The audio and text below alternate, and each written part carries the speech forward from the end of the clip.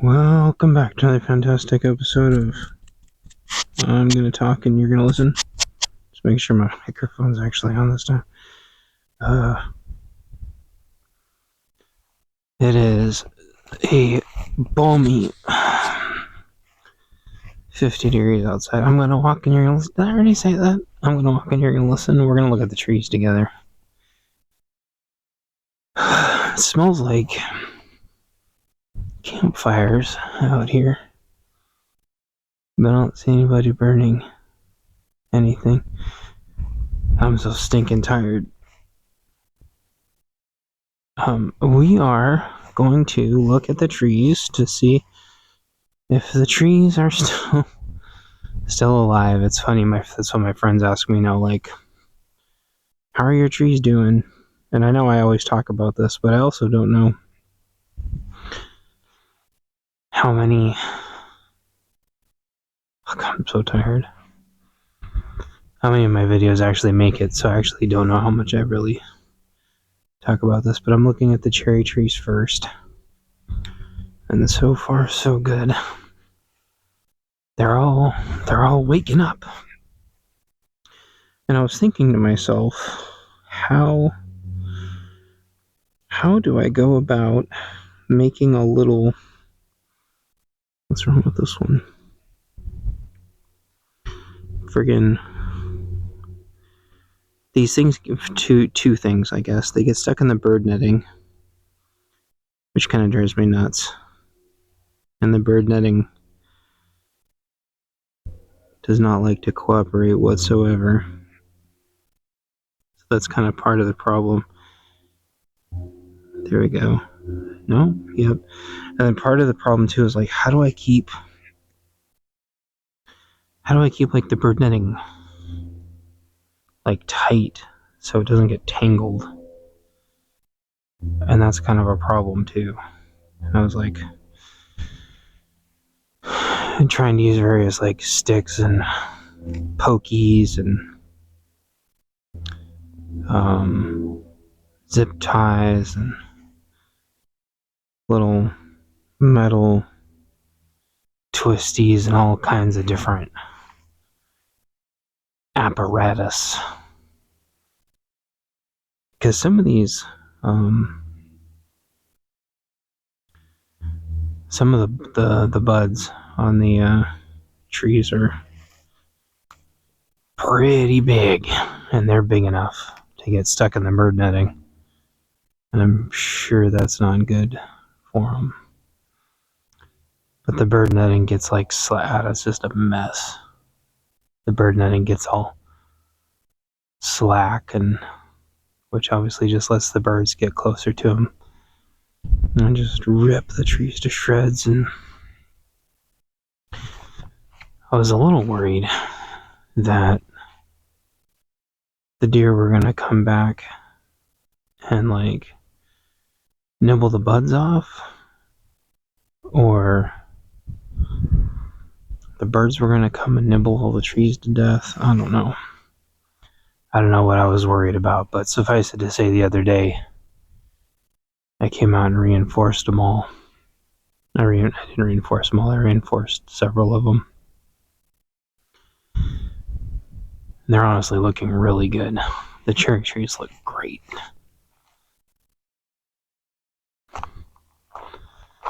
So check out the apple trees and all the other fruit trees. It's supposed to be 60 tomorrow, but it's 50 today. It's not unpleasant, but it's just got it's got enough warmth in the air to dry out the grass, so I could totally mow if I wanted. But I'm not going to.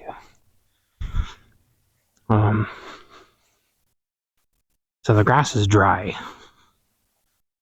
but the breeze is still really cool. So let's check out the apple trees. That one. Which one's this one? The Gala. The Gala looks really rough.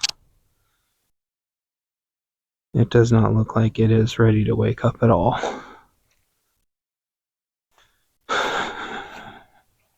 Oh, let's see how's the next one doing.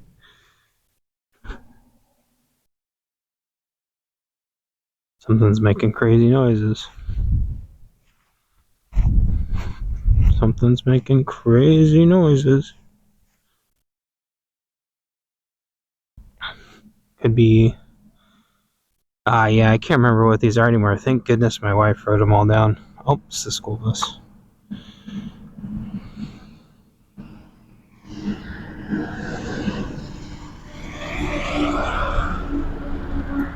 And this tree was waking up, but it froze for like 2 or 3 days.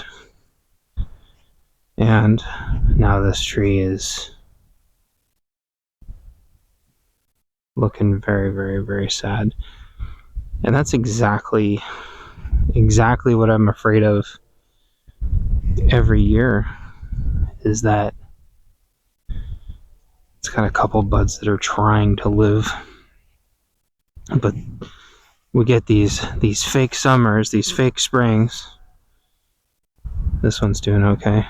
Get these fake springs,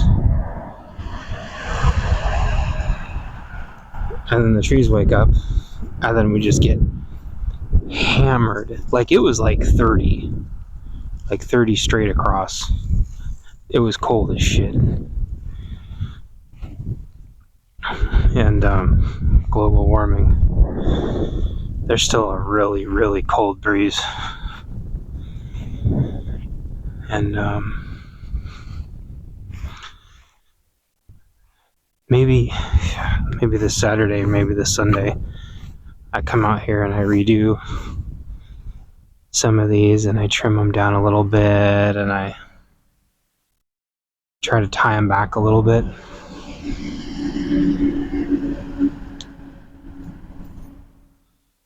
Don't know. Most of them are coming back though. These buds look like they're not happy. So I think the moral of the story, at least so far, is that cherry trees do awesome out here. Cherry trees are like almost unkillable out here. And the apple trees really, really, really struggle. Some of them are doing like okay, for sure. And obviously it doesn't help that these things got eaten back to almost nothing. The Braeburn's looking good.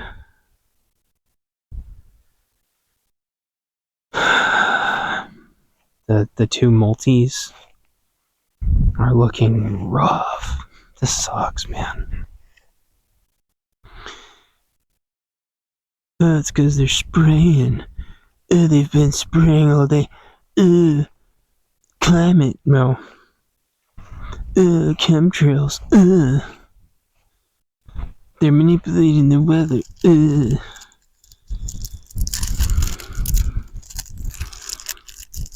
Shit drives me nuts. They weren't doing this when we were kids. Man, I lived under SeaTac Airport. Don't get me started. All that bullshit. Let's see, which one's this guy? When I do these little walks, I'm gonna have to start just bringing my map out here. The Liberty's got a lot of branches, but very, very, very few buds.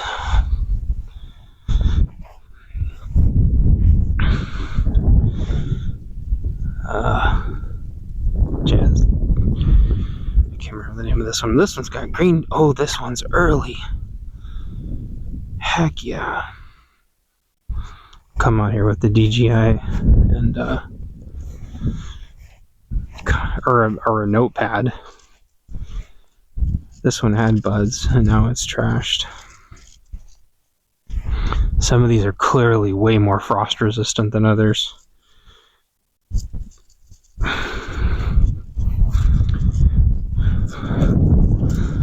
The little flickering that you hear is the ribbons. Everybody puts party ribbons on their stuff. So don't try to dox me, because everybody does this with the little party ribbons. It does not help at all. It just makes everybody... No, I can't say it doesn't help. I think it keeps the deer from thinking that they can jump over these. So I think it does help. It's a triple layer. So yeah, the J one, that thing's got green all over it. That thing's a happy camper.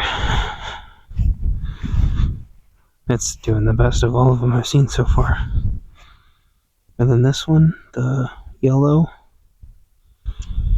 this thing looks rough. It's gonna need a couple more months. How's this one doing? The gold. Oh, it had leaves, but they're frozen off, and now it's just got buds again. Man, oh man. This one, it's got buds, barely buds, but it's trashed.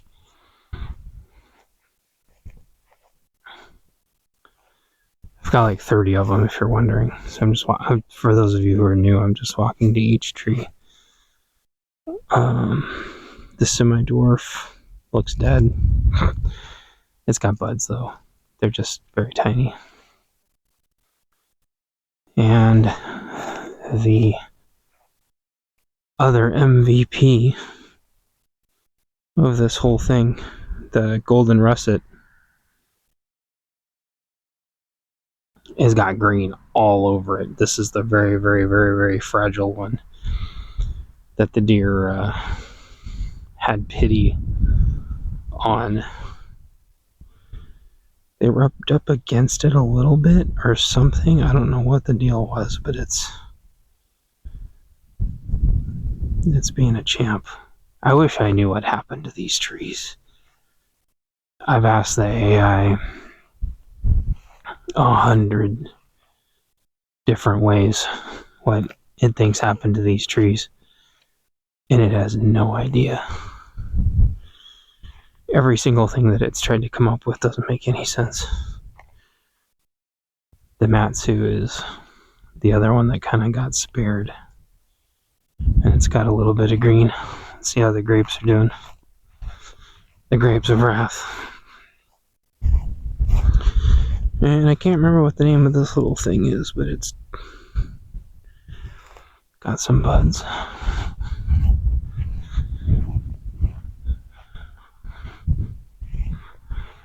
See how the grapes are doing. I at least know one of the grapes is going to be coming back. As long as, knock on wood, as long as nothing breaks in here.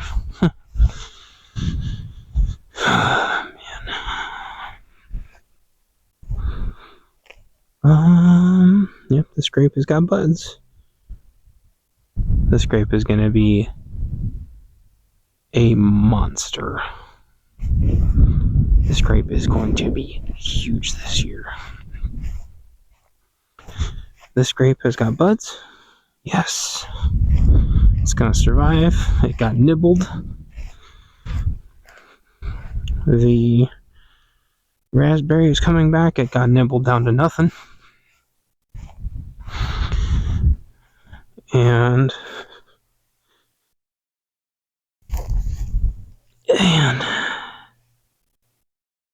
unfortunately, this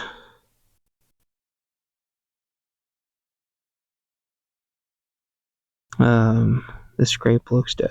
Doesn't have a single bud, which is weird because it didn't get nibbled back that bad. But who knows? That whole thing can just like split like a cocoon. Grapes always look dead their first year. That's grapes. That's grapes' superpower. Just like with the elderberries. Elderberries look dead too. That's their superpower. But elderberries are designed to basically be pruned back to nothing, kind of like raspberries and blackberries.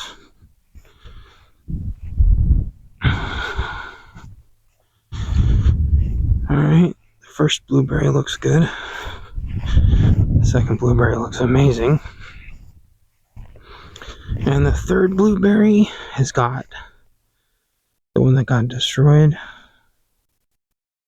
It's got 2 sets of buds on it, so it's gonna come back and make another go. It is not giving up. These blueberries have been through hell. These are like 15-year-old plants that I've been carrying around in buckets and planting and then putting in buckets again for 15 years. Like, no shit. So, and I think I saw a bunch of potatoes. So, I mean, overall, I would give myself like a 90%, I think.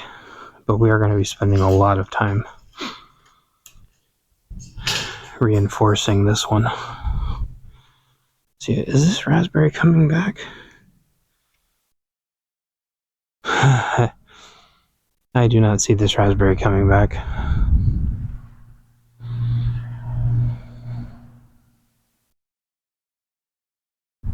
I do not even know what got into this thing. Maybe a deer could have poked its head in that far. That raspberry is stuck around for a long time.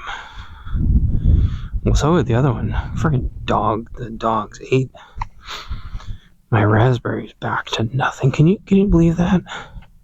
The dogs ate the raspberries? I did not see that coming. See how the taters are doing.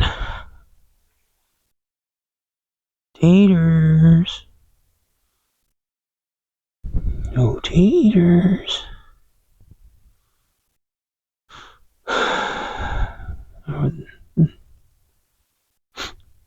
It's hard to say how the taters are doing. I see what I think.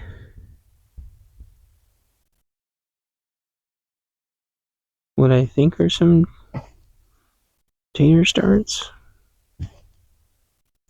Or they could be cat turds. It's hard to say. My potato bins could just be cat turds, you guys. Stick my hand in here and find out. Are these cat turds?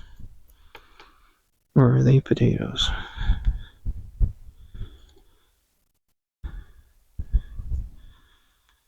It's hard to say. I thought the potatoes would have. Well, there's some potatoes popping out. Uh-oh. The dog's barking. That means the UPS truck's here. Super dog. Okay, I'll be right back.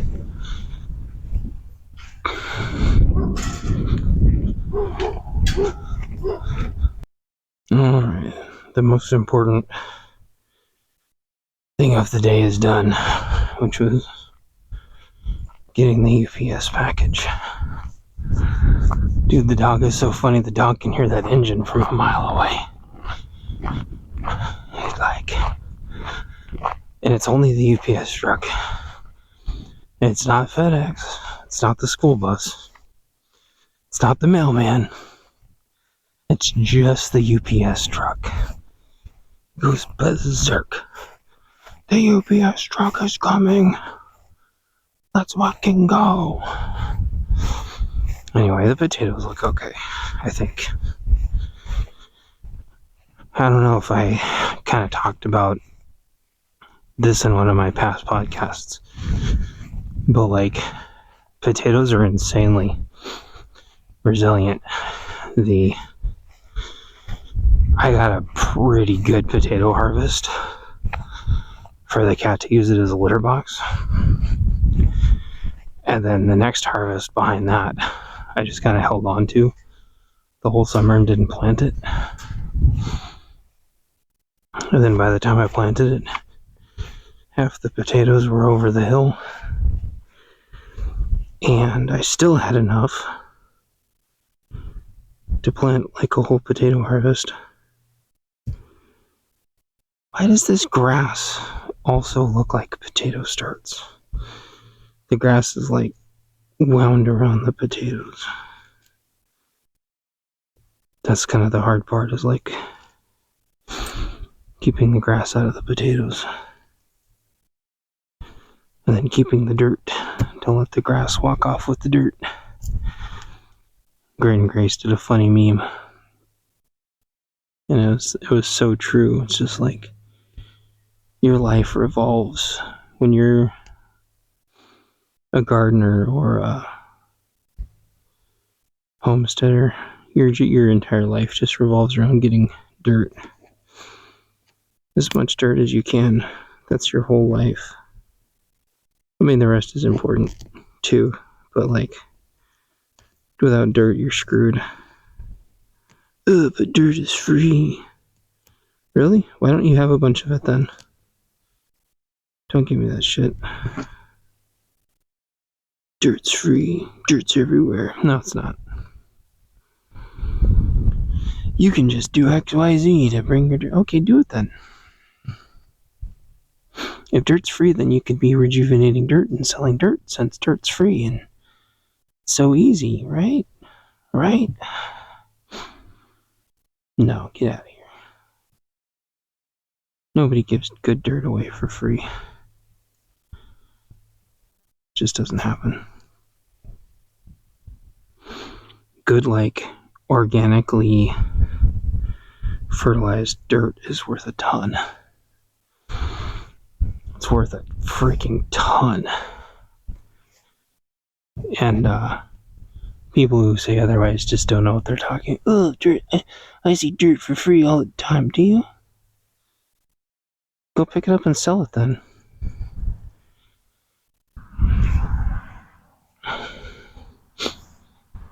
Because I'll tell you what, couple yards of dirt here is worth a couple hundred bucks. Ask me how I know. Spent every last penny we had when we moved in trying to get enough dirt to get a garden going. Then a kind of a funny miracle happened. And when they were working on our putting in some infrastructure, they actually did leave a bunch of free dirt out from digging up the infrastructure, and I got permission and I went and grabbed it all. It's like a half yard of dirt for free, enough to fill up a whole giant planter box, enough for like 8 tomatoes, and then I fertilized the heck out of it. I'm just trying to pull grass out of the potato patch now. The more time you spend pulling grass out of the potato patch, the better your potatoes are going to do. You need to mulch them later, but they need the grass to go away when they're first growing. You can't grow potatoes in grass. The dirt needs to be soft so the potatoes can get big. Oh, those grubs are so huge. Go away. Go away, grubs.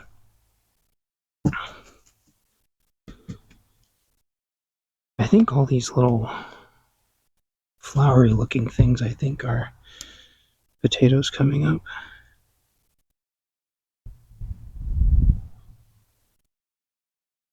It's nice out though. I wasn't going to come out here. Uh-oh. Oh, see? That's UPS coming and he knows. He knows it. He knows it. Oh, let's go. He runs the whole length of the fence just to bark at the UPS driver. He can hear it from a mile away. He's like, let's go. He was waiting for her to come back too. He's like, she's got to come back. I know this shit.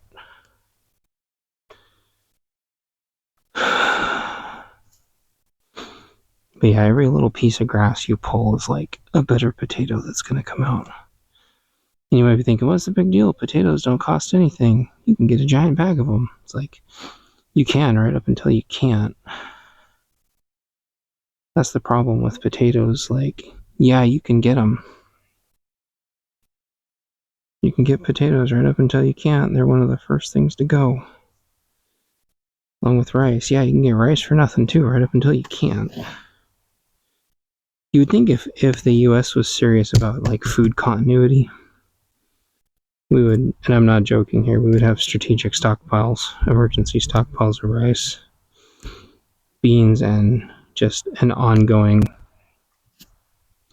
kind of a circulation or rotation of potato starts, just so people could start just potatoes like damn near year round. And then just, fill every single bucket you've got with whatever dirt you've got and just try to do potatoes, because during the Rona, you couldn't buy potatoes and you couldn't buy potato starts. And I've been using the same potatoes to make the same potatoes for 6 years now.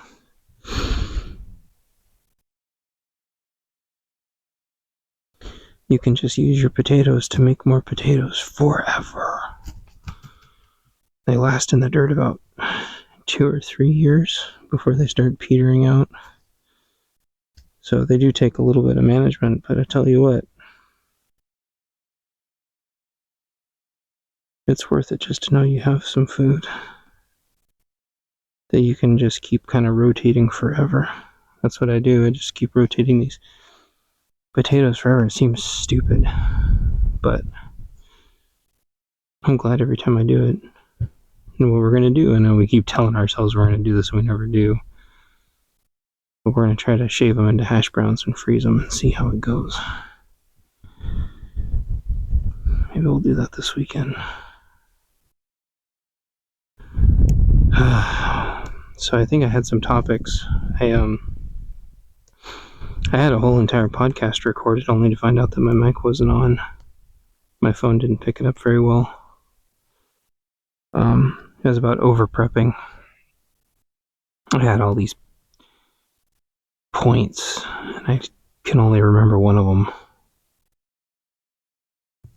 which was I did a too good of a job sealing the shed, only for the shed to freeze thaw and soak the inside. After surviving all winter, that was a really dumb way for the shed to have a final kumbaya. I didn't catch it in time to stop the roof from molding, but I did catch it in time to save everything inside. So I put some dehumidifiers in there and I opened it up on both sides so I could get some convection, which ironically, the reason why it lasted as long as it did was because it had enough holes to where it had convection and it could just keep drying itself out. It's kind of funny how that ended up. Sealed it up too good and I didn't compensate. So I somehow turned that into a half an hour.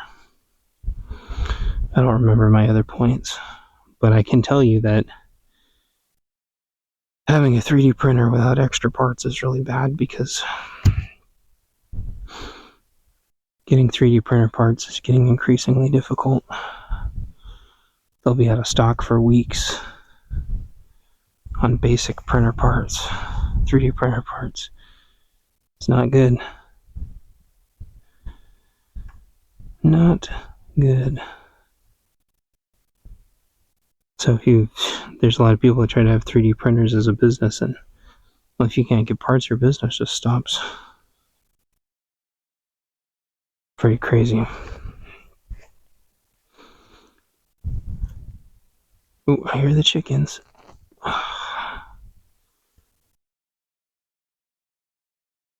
I had a wider point to all this, but I can't remember any of it anymore.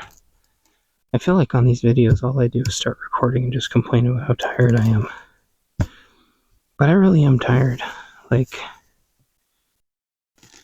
I think I can kind of pull myself out of it as soon as I can slow down at work a little bit. But I'm working all day, and then I homestead, and then I work on my, my second job, which is my games all night. And I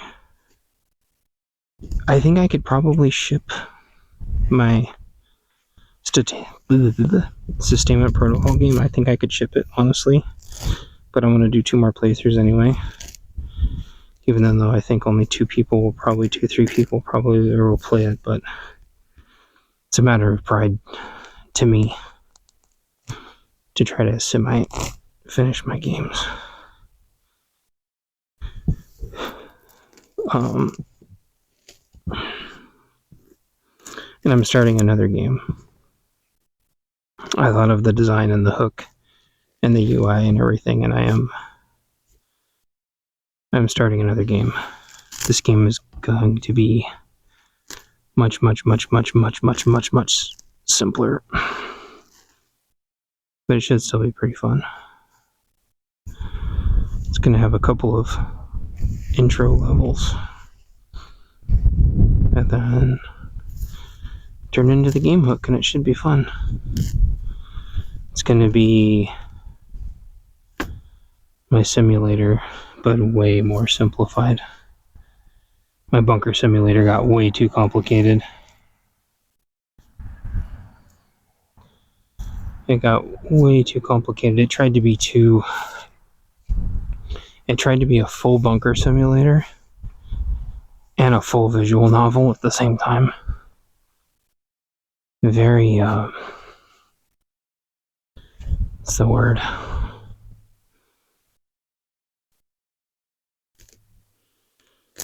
I can't think of the word. Kind of overextended. Oh, what's the word? Almost had it. Not advantageous. I can't think of the word.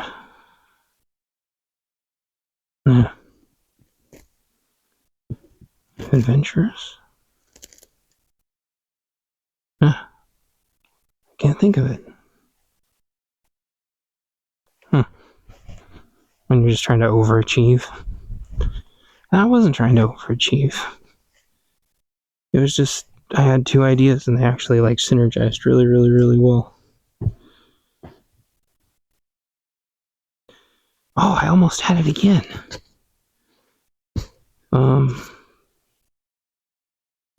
Not overzealous.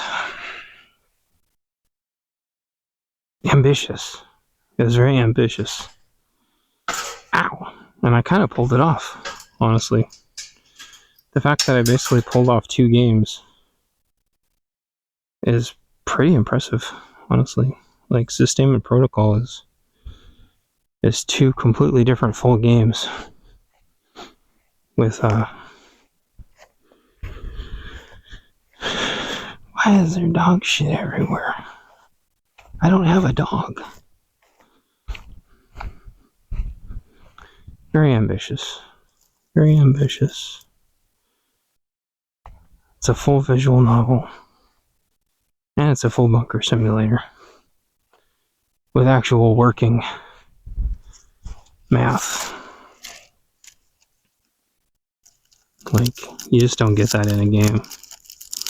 I'm not saying it's some AAA title or anything. But either one of those by itself would have constituted a couple dollar game. But I don't know. I'm still really hesitant. I'm gonna charge $5.99. I want to charge about $6, honestly, but $6 feels weird. I'll put 5 on it. I'll put 5 on it. And then if people want to pay more, they can. I put 2 months. Where's that smoke coming from? Is the stove actually going? Am I just tripping balls? I guess the smoke is. She must have started a fire in the fireplace. It's weird. Maybe. Oh well. Blah blah blah. I've got 5 on it. I don't know. know, $5.99. I think there's like a psychological barrier to paying more than like $6 for a game. People are used to getting games really, really, really affordably.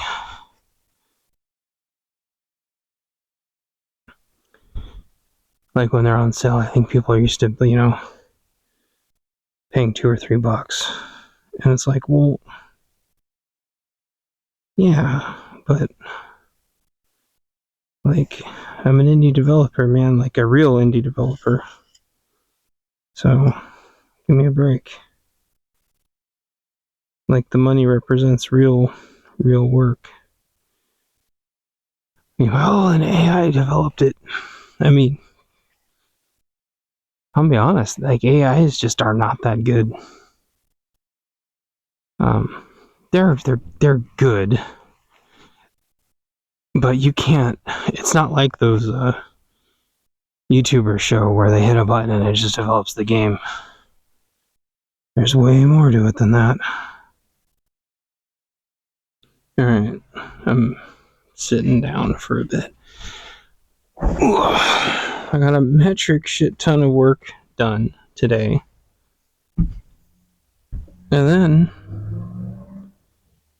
just got a metric shit ton more work done today. Not a lot. I don't know. Just tending to the garden, I guess.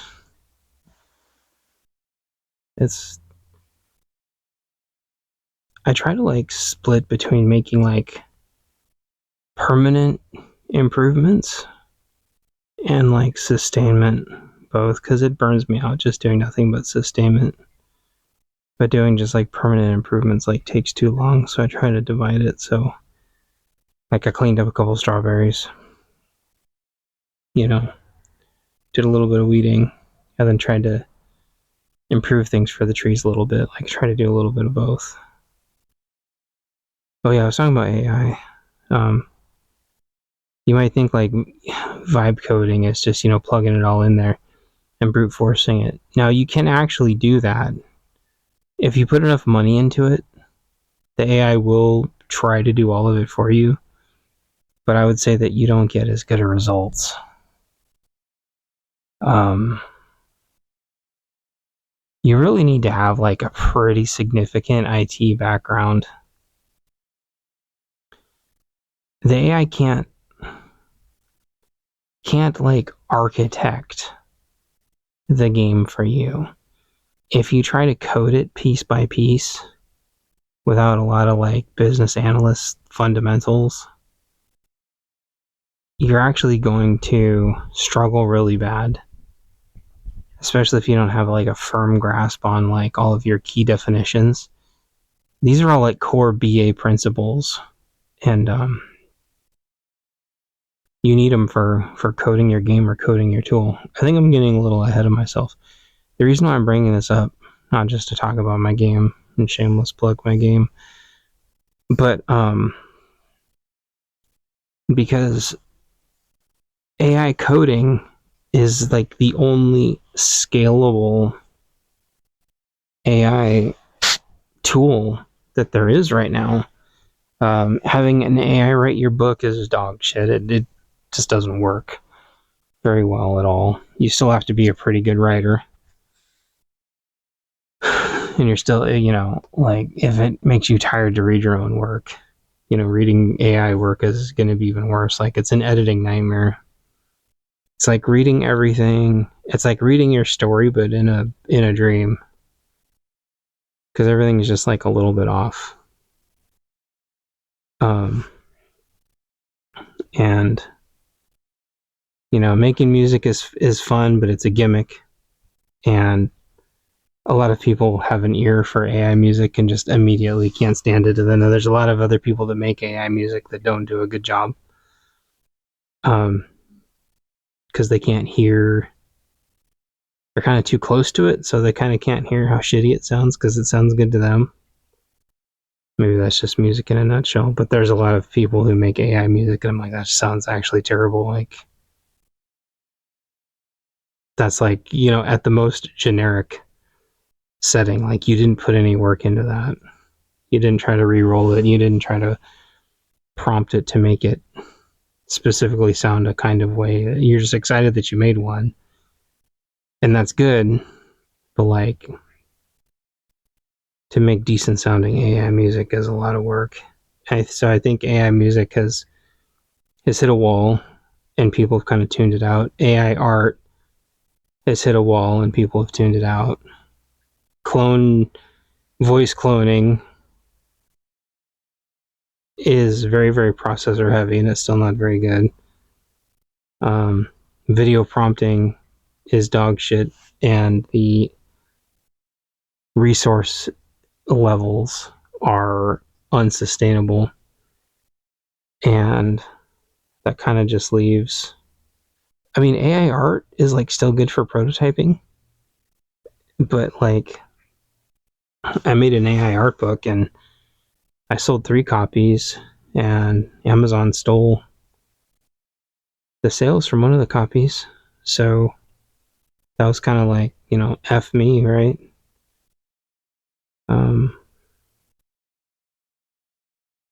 Nobody's gonna buy AI music. So yeah, that really just leaves AI coding, right? So, but unfortunately, people whose opinions I care about are still in the 3 or 4 years ago, the ooh AI thing. And it's just like, what do you do?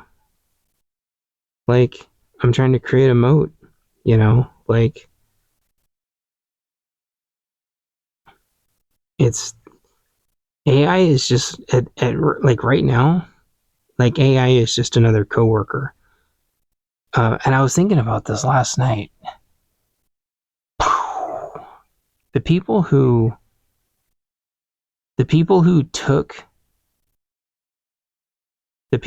AI took their jobs, that happened before any of us even saw it. And that happened in all of the early adopter phase. And I'm not going to say the YouTuber's name, but he's the one that just seriously pissed me off. Early on in the early adopter phase of early stable diffusion, and he was making AI thumbnails. And he was defending himself making AI thumbnails. I'm like, this fuck has enough money to hire a thumbnail artist. And he's doing it himself, and he's the one defending it. And it's just like, fuck this guy. That's the guy that fucked people. All the early people who trained stable diffusion, not the artists that got stolen from. Yeah, that sucks too. And all the artists that got skimmed, and the fact that the vast majority of training data for AI art and AI video is porn. Some of it very, very, very questionable, I might add. Based on talking to the AI as to where the training data came from, is some of it's very questionable. That's why side note, that's why there's so much porn in AI. Is how the AI explained it to me is AI was trained off porn, and then they tried to kind of put a layer over it to like depornify it, and they just never could. And that's why Grok Imagine was so wildly inappropriate. All the deepfake not the deepfake software, all those clothes undressing softwares that are out there. The reason why those clothes undressing softwares are so good is because they were all trained off porn. So they do that natively. They can undress people natively because they've got tens of thousands, hundreds of thousands of nudes that they've been trained off of, so they can do that. Just slap whatever body shape on there is out of their training data, and they've got it probably 98% of the way there. So it makes it so dangerous for revenge porn and such, because it's been trained off Well, for all intents and like, who knows? It could have actually like literally been trained off of revenge porn websites. Like, it was wherever they could get data from. You know, tons of it was skimmed off DeviantArt, which is why it can recreate everything on DeviantArt pretty much perfectly. Trained off all the stock. It was trained off all the stock to the point to where sometimes the early AIs would actually like put the little stock logos back on. It's just like that was when it should have stopped. But AI has managed this entire time to completely outrun, and so has 3D printing. They've been able to completely outrun legislation, which is why you can still 3D print a Mickey Mouse. And it's why you can still make an AI of a Mickey Mouse. Fuck your Mickey Mouse. Now, granted, there's still reverse lookup protection. So, like last night, I was trying to make a cat in a Batman costume on a roof with a bat signal, right? And the reverse lookup caught that because it caught the word Batman. And so I said, cat in a bat costume with a cape and cowl and a cat signal up in the sky. And it perfectly made it and didn't flag it because I didn't have the word Batman. Because the reverse lookup didn't detect it as Batman. It's like, oh, a cat in a cape and a cowl. It doesn't say that a cat that's Batman. And so am I harming somebody from Warner Brothers or whoever the hell owns the Batman cartoon by making, a cat meme for somebody who was thankful that they got their cat back down off a roof, and so I made a little picture for him. Should I have hired an artist to do that? Fuck no. The art just wouldn't exist because I wouldn't do it. And you might think, well, that's diminishing the fact of how much, effort and time and care it would have taken somebody to do that. I got bad news for you. I tried to commission, back when I had money 10 years ago, 11 years ago, back when I had money and commissioning art was actually affordable before the political wars got kicked off too bad. 14 years ago. Back before wages had really stagnated that bad. I tried to commission a piece of work from my favorite artist from something that they 100% could have done. And they told me no. Because they said the piece of art would have been too emotionally near and dear to the person I was trying to make it for, and they didn't want to take the responsibility for that emotional burden. And I'm just like, you know what? Fuck you. I'm actively trying to give you money. You're trying to run a business. You're trying to run two businesses. They were hosting my website. They were hosting my video game. And we had lost a cat. And they were like, she's just going to have to respectfully decline because it's just there's too much emotional entanglement. And I was like, man,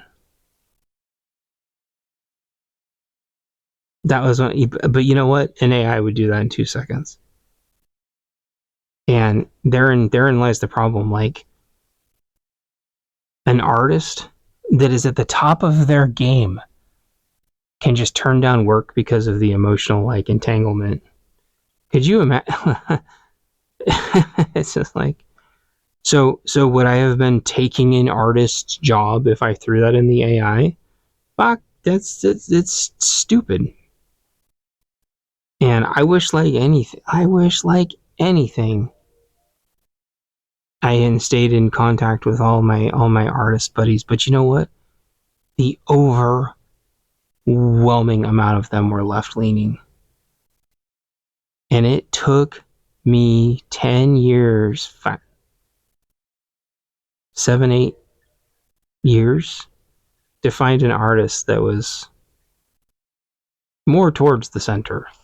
I don't know where their political alignment is, but they're not far left. And it's just like you go to their artist page and have to hear about, I don't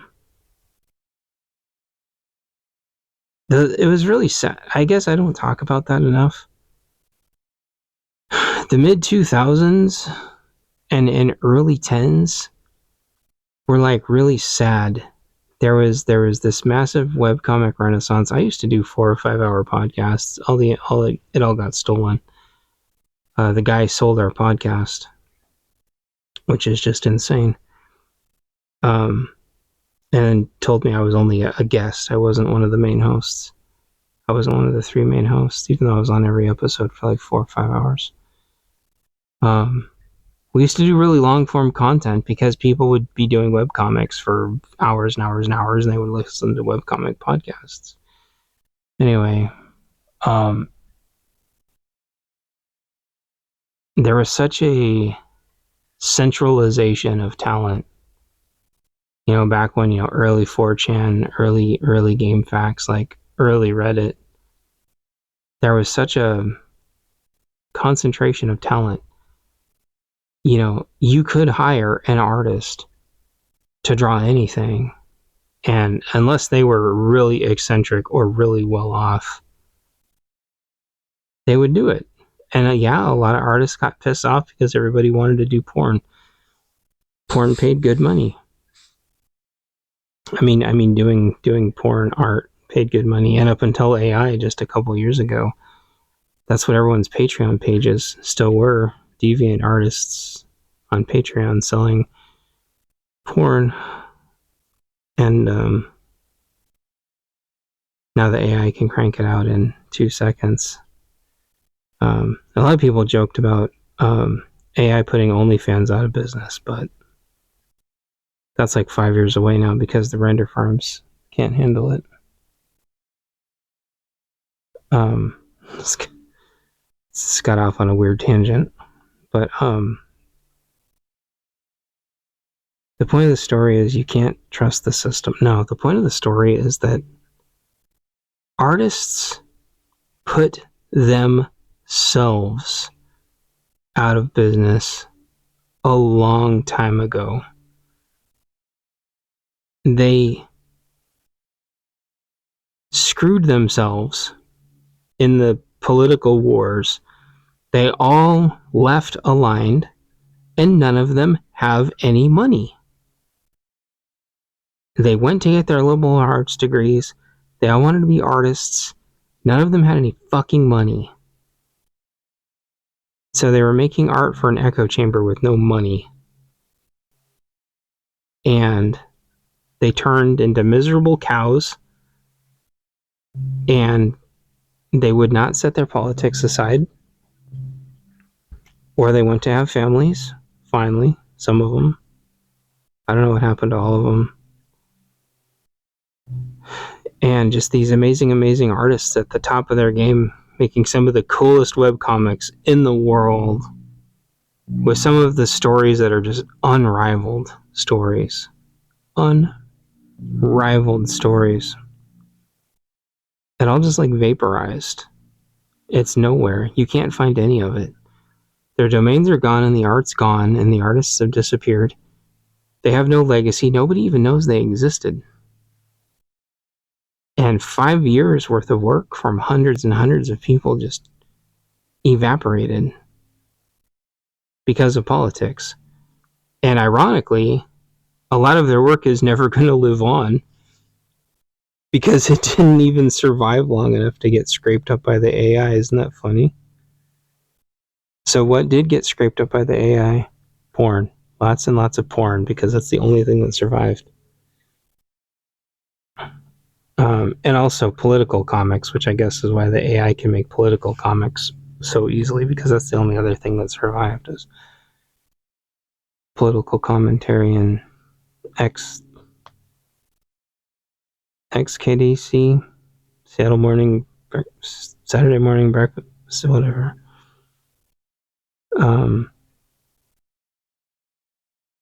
That's all anyone remembers because they're stupid. This is us showing you the door thing that turned into a meme that got reposted a billion times because they're a bunch of far leftists too, and it's just like,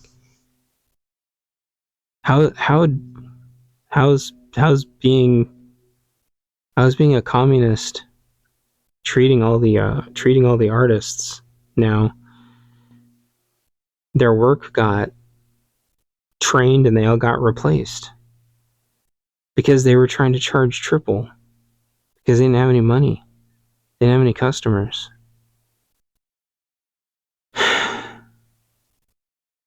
I feel like the ones that either were conservative or apolitical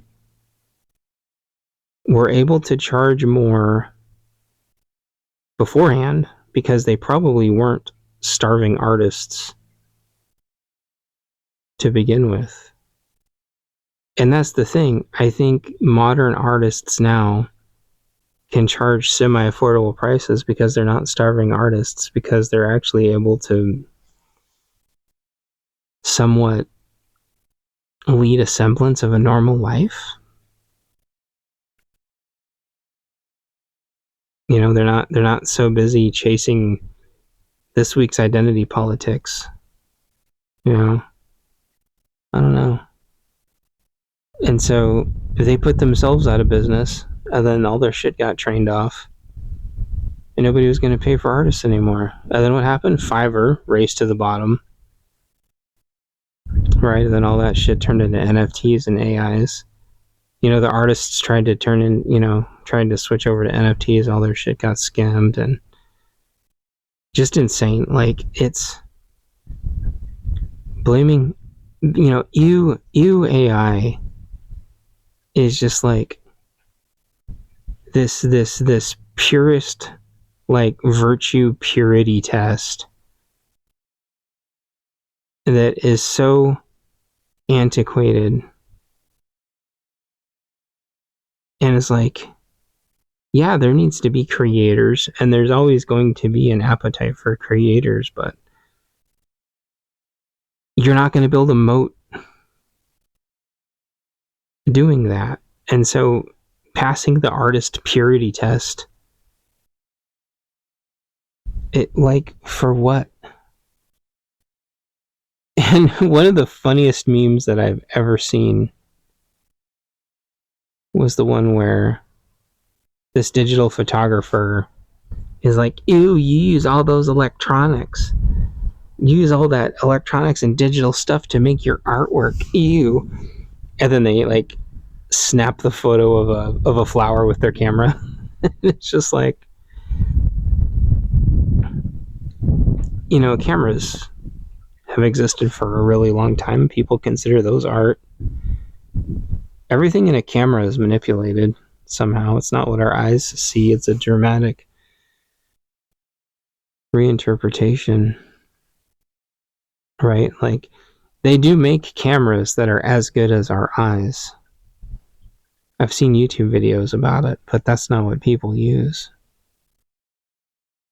They use camera effects to make things look cool, and they put on filters, and they focus on a certain thing from a certain angle and black and white. It's artistic expression.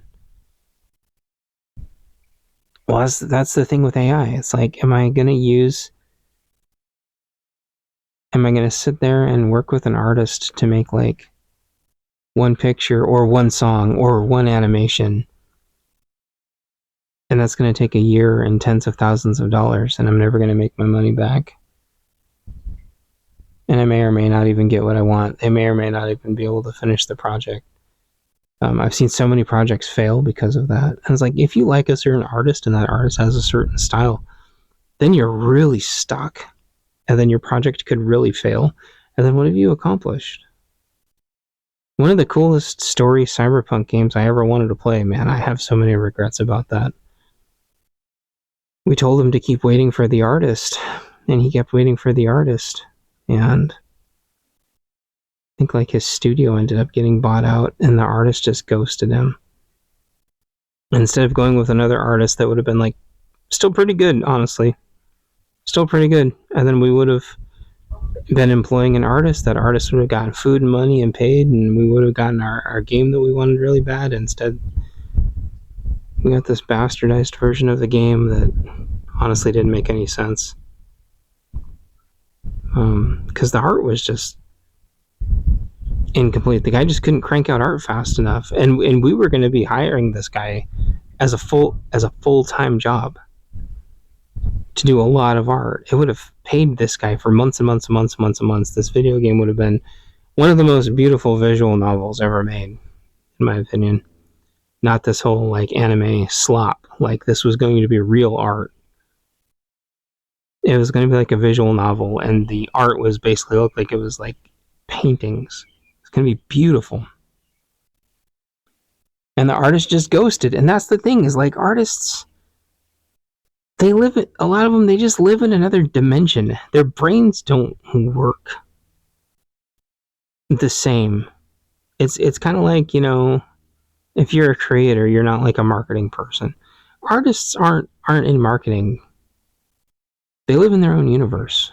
They might not even necessarily even be good at communicating. It was the same thing working with people who built websites.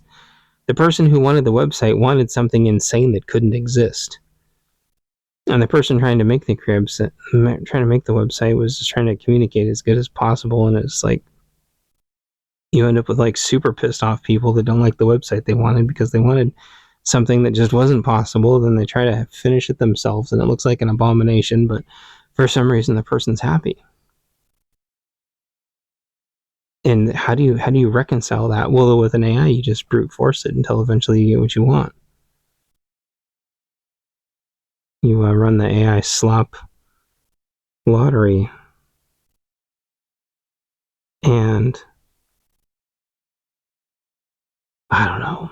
What am I trying to get at here? Like, over prepping, 3D printers.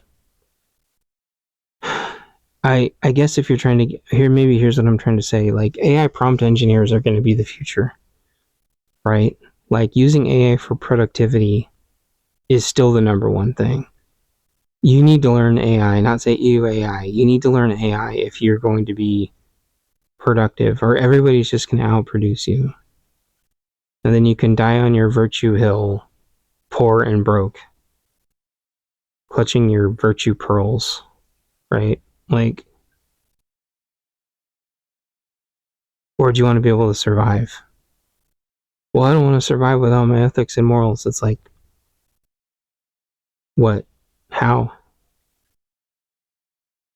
Because you're unwilling to adapt. It's like, do you still use a rotary phone? Right? Are you still riding a horse instead of driving a car? Like, ask yourself why do you use a handsaw instead of a chainsaw? Or a table saw? Ask yourself why you're clutching the virtue pearls that you're clutching. Instead, you could be building a moat, making money, and then hiring people. Right? Like, and then hire an artist. Then hire an animator. Make some money first.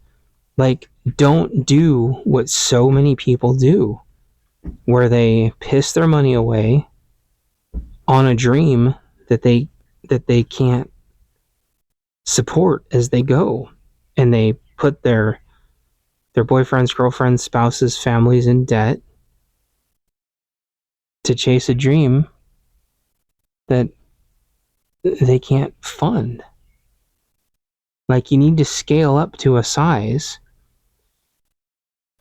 to where you can hire people. That's the way to go about it.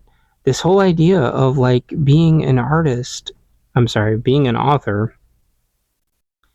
and hiring a book artist is just insane if you've never done a book before, because where are you supposed to get the money? And so what a lot of people do is they just make a generic book cover and their book tanks because the book doesn't look like what people want it to look like, for their brains to match it up, right? And then they struggle. And then they can't even get their own family and friends to even buy their own book to even help boost them in the algorithm. How are you supposed to do that? Are you supposed to go into debt to assuage everybody else's Virtue pearls.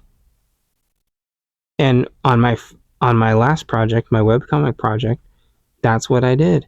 I worked all day and I poured every penny into my second project. And that was so fucking stupid. All I did was lose all my money because I was reliant on everybody else in the supply chain to keep trying to make money, which means I was building everybody else a moat while I was bailing water. I was bailing water out of my moat to fill their moat. And they had there was no penalties for them not delivering. And that was the same thing with my webcomic, trying to turn it into a print comic. And it was the same thing with my book now. I can't tell you how many hundreds and hundreds of dollars I've lost out on not being able to get books printed in time to be able to meet orders before people back out of orders.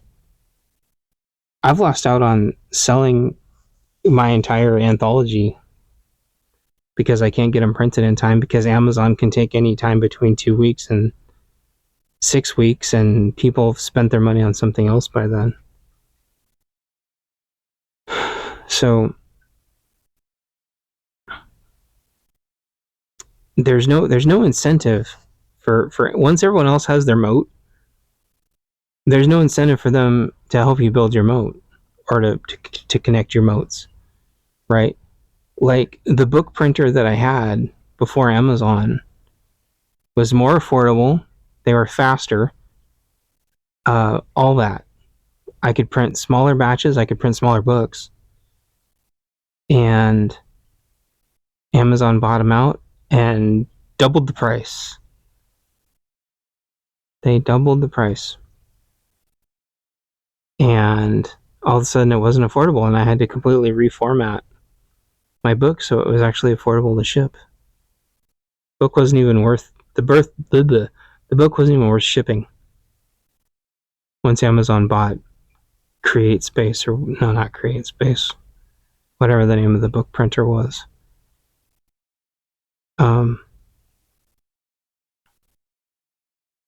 Getting tired, I'm kind of spacing out. It's actually finally warming up out here.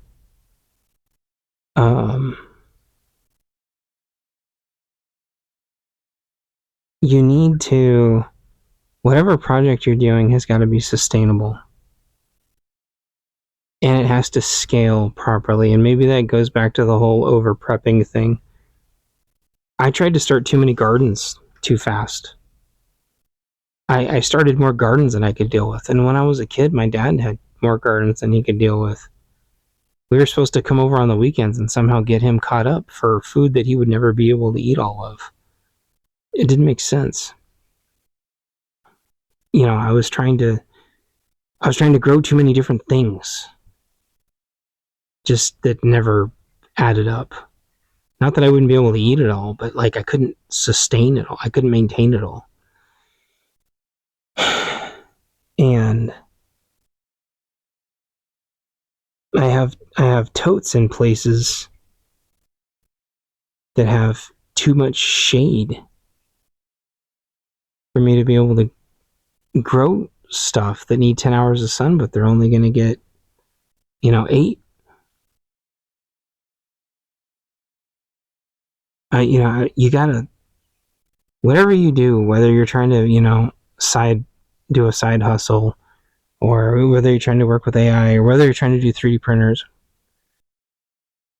trying to build more gardens, trying to build more sheds, do an extra 20%, to give yourself some wiggle room.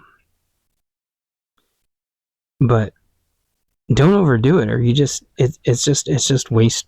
It's just wasteful. You're either going to go into debt or you're going to waste it all. It's okay to just try to do something sustainably than it is to try to just overdo it. And you might think like, well, we tried to overdo it with the trees. The trees were an insane price, and I knew I could do it. I knew we could do it, right? The 200-foot fence was a challenge, or the 200 square foot garden was a challenge, but I knew I could do it, right? Like, it's being able to make these like incremental steps and not overdoing it. Whereas like the shed, I buckled the shed down too good to try to save it for one more year and ended up just hastening it rotting out. But collecting too much scrap and you just turn into a hoarder if you can never use it all. And I also think you need to identify if you're a person that just never finishes projects. My dad was that way. He never finished projects. He loved starting projects. Never finished them. Could never finish a project. He just loved the thrill of starting a project. And I tell you, like, finishing a project is one of the hardest things in the world. Because that last 1% feels like it takes forever, right? Whereas if you hire somebody else to do it and pay them per job, they've got a really good incentive to finish that project, right? Whereas like you don't, if you don't like it, like with my video game Sustainment Protocol, like finishing that game has been extremely difficult. It's taken a month. It took me 6 weeks to get like 95% of it done. And then it's taken me another 6 weeks to get like the last 5% done. Right? You know how hard that is? Like, you go from making giant leaps and bounds to a slog. And even though I had a lot of setbacks, I was making a lot of progress. Oh, it's funny, the horse dried out, and the horse is a big floof ball now. Because the sun came out, and so her hair is like, poof. It was funny.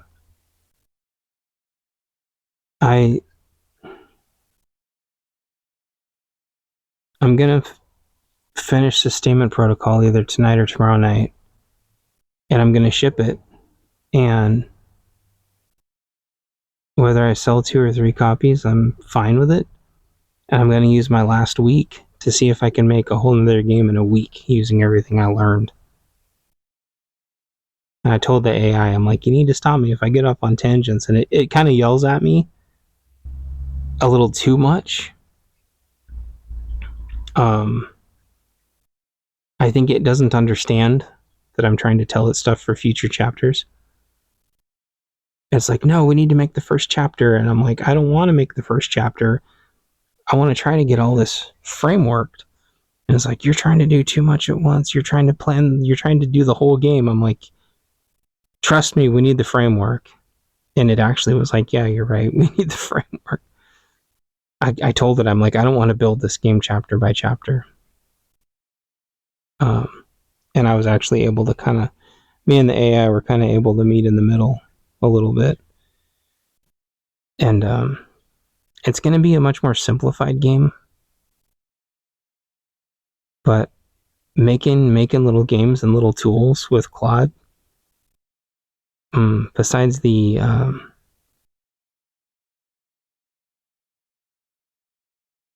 I already forgot the word I'm looking for. The productivity, besides using AI for productivity, making little tools and games is the only way you're going to build a moat. The rest of it's just useless. Because the hardware is not scaling, and we cannot get upgraded AI hardware exactly like I was saying is going to happen. You're not going to be able to get it because we got priced out of it. It's triple the price it should be. And I bet you all the new chips that they're going to be making are just going to be AI chips. They're going to go straight to data centers and straight to DoD and straight to DARPA, and we're just never going to get it. And they're just going to completely gatekeep us out. And it's going to be Hollywood and big tech with the data farms. And they're going to build a moat around it so big that we'll never be able to afford it. And even though I have a 12 gig card and 64 gigs of memory, that's still kind of only the middle of the road. And I was going to build an AI machine. And I can't. Because the price of RAM hard drives and video cards have tripled. I can't build an AI machine. So that's kind of why I'm dialing it back. Just gonna use AI for productivity and make my little games and tools. And if anyone wants to buy my little game, they can. I'm gonna make little prepping games. They're gonna be little text-based prepping games because art, again, circling back around, making art is just not feasible anymore. That's why so many games now are just what are called asset flips, where people are buying other people's art and then just making quick and dirty games over and over and over. Quick games as fast as they can, over and over and over and over and over and over. Simulator games for everything. Farm simulator, homeless simulator, cyberpunk simulator, murder house cleanup simulator. They're making these games as fast as they can, thousands of them. And they're just asset flipping over and over and over and over and over. And simulator games are the new horror games. Like horror games are just asset flippers. Hello, little brown birdie. You come to rip my strawberries out? It's like, maybe. Someone's shooting down there. Little birdie. The birdie's playing in the water. Hopping around. Taking a bath. Now they're back in the strawberries. Oh, now they're back taking a bath again. Watching birds take a bath is like one of the funniest friggin' things. If you're going to have a garden, you need to have a bird bath. And if you're going to have a bird bath, you need to hook it up to solar. I've been very, very, very, very, very pleased. And yeah, it's cheap plastic Chinesium. But they actually come with like legitimately decent solar panels. It's just a solar panel hooked up to a pump that's submersible. Anyway, I'm freaking tired. I'm sitting out here. It is beautiful. And I just can't wake up. I cannot wake up. Man, I do not know what's wrong. I usually go through these phases. Where like I'll be wide awake for a few days. Oh, she's back in the bird bath again. I'll be awake for a few days and I'll be asleep for a few days and I'm back in the bath again. I'll be awake for a few days and I'll be asleep for a few days. But this is just me being tired and exhausted. I had like one good day. And then that was it. Sleeping, taking 1 to 2 naps a day, and then sleeping, and then taking 1 to 2 naps, and then sleeping. And still trying to work. And still trying to homestead, and still trying to do my game, and still trying to podcast. I'm just rambling now. I guess just feels good to have somebody to talk to, I guess. I'm gonna go try to do a live.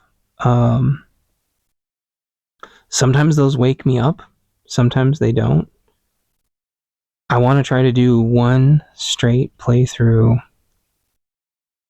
and get a really good idea of how long the game is. I think the game is about 4 hours long.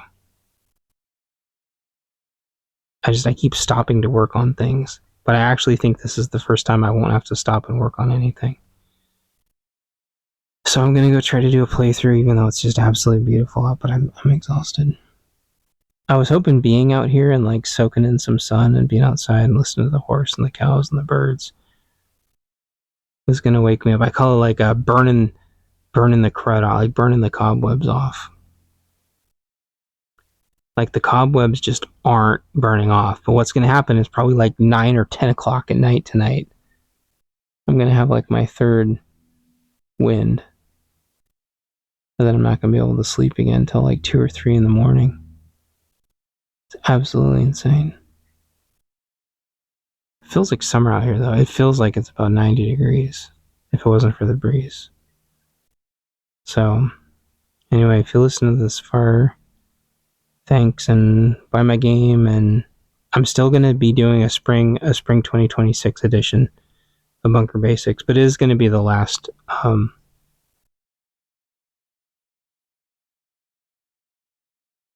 It sounds like a bunch of dogs. I wonder if the hyenas, I always call them hyenas.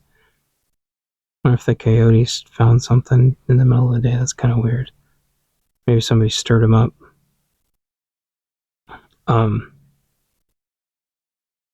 Yeah, I'm going to be done doing Bunker Basics after this spring 2026 edition. I'm not doing a part 2. There's just no interest in it. I mean, there's not no interest. There's very little interest. I probably gave away 20 copies of my book. Got almost no reviews off of it. Sold quite a few more than that, verified, and just couldn't get enough reviews. And if I can't get enough reviews, I'm not going to write another one. So, but thanks for everybody who tried. I do appreciate all of you. I think I've told each and every one of you that I appreciate you leaving those reviews. I think I got stuck at 20. And I know like 4 of you told me that it wouldn't let you leave reviews. And so I know it's not for lack of trying. Amazon treats book reviews differently than product reviews. It lets people scam the product reviews like in the tens of thousands. It does not let you, doesn't even let you leave a normal review for a book sometimes. So anyway, I'm super tired, and even though it's just absolutely beautiful and feels amazing out here, I'm about to fall asleep. So I'm going to try to spin up a live and see if talking to more of ya will keep me awake. We'll see. I know, otherwise it's just going to be sitting here saying I'm super, super tired over and over and over again. Anyway, I will talk to you guys online, and buy my book and buy my game, Sustainment Protocol. Talk to you all later. Bye-bye.